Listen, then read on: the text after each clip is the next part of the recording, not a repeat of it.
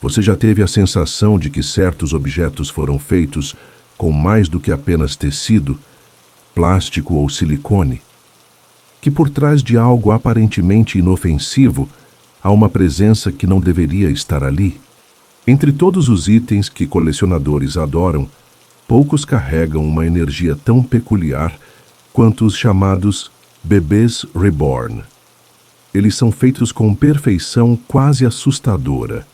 Pele realista, cabelos implantados fio a fio, cheiros suaves de talco e expressões que às vezes parecem humanas demais. E se eu te dissesse que, em alguns casos, é como se essas bonecas não fossem apenas bonecas?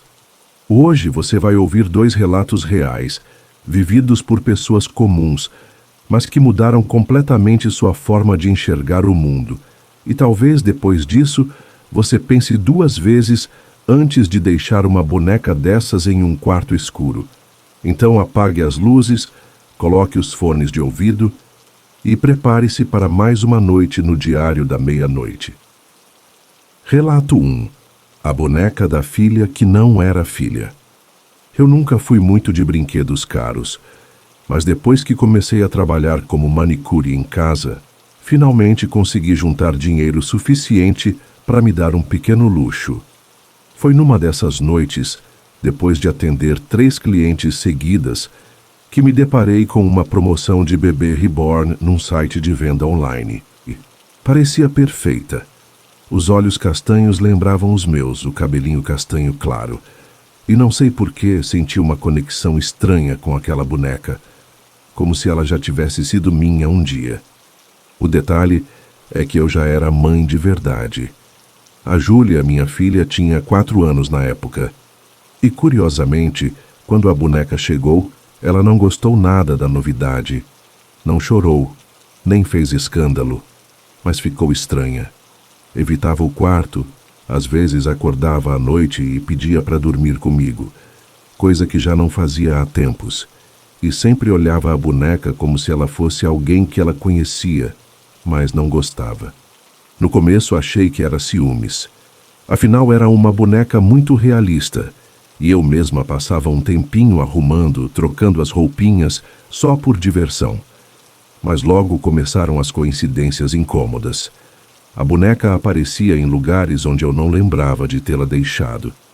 Uma vez a encontrei sentada no sofá da sala, com o controle remoto do lado, como se tivesse passado a tarde ali.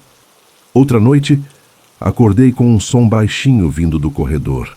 Era como uma musiquinha de caixinha de som. Eu não lembrava de ter comprado nada musical para a boneca. Levantei devagar e, quando cheguei perto do quarto da Júlia, vi a luz acesa por debaixo da porta. Entrei. A boneca estava sentada no pé da cama da minha filha, virada para ela, e a Júlia estava chorando baixinho, sem emitir som algum. Perguntei o que tinha acontecido, e ela respondeu com os olhos arregalados. Ela quer me levar, mamãe. Diz que você só tem espaço para uma filha, que ela chegou para ficar. Tentei disfarçar o medo, abracei minha filha e tirei a boneca do quarto naquela mesma noite. Guardei a boneca no armário da lavanderia, num saco preto bem fechado. Na manhã seguinte, Júlia parecia mais leve. Voltou a brincar, a sorrir, mas, ao abrir o armário para pegar um pano, encontrei a boneca fora do saco, deitada com os olhos bem abertos, virada para a porta. Depois disso, decidi doá-la para um brechó longe de casa. Desde então, tudo voltou ao normal.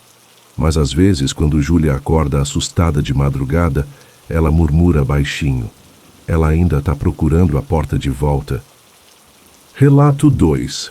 A encomenda trocada.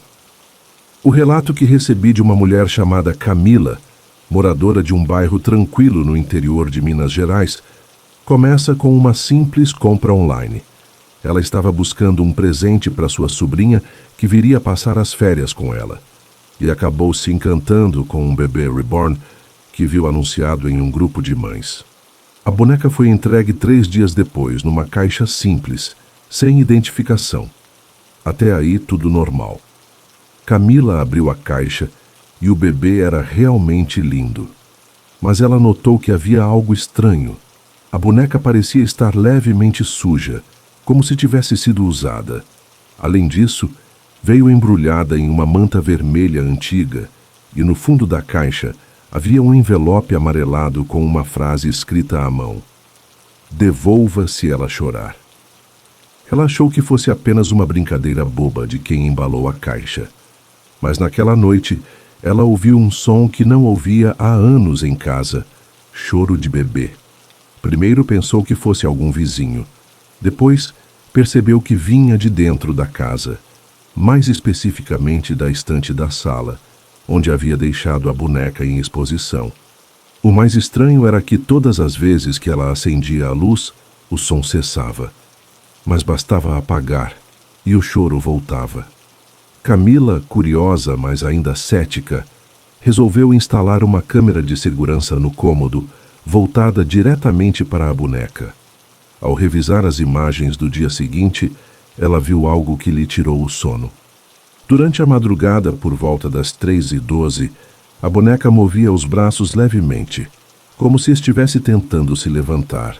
Os olhos, que eram fixos, pareciam piscar em determinado momento, e a manta vermelha no seu colo se mexia sozinha, como se alguém a tivesse puxado devagar.